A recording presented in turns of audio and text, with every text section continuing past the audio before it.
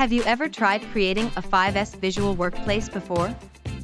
Today, let's talk about 4 key challenges organizations face when implementing and sustaining a 5S system. The first challenge is changing what people perceive as normal. If disorganization is the norm, we need to be persistent in changing habits until organization and visual management become the norm. The second issue is people hanging on to things they don't need.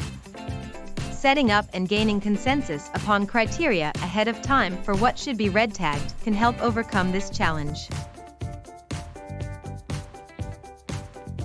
The third challenge is lack of proper management support. Management needs to directly challenge those who are fighting against the effort. Finally, 5S needs to be accomplished by the people who do the work. This ensures buy-in and participation in the 5S efforts.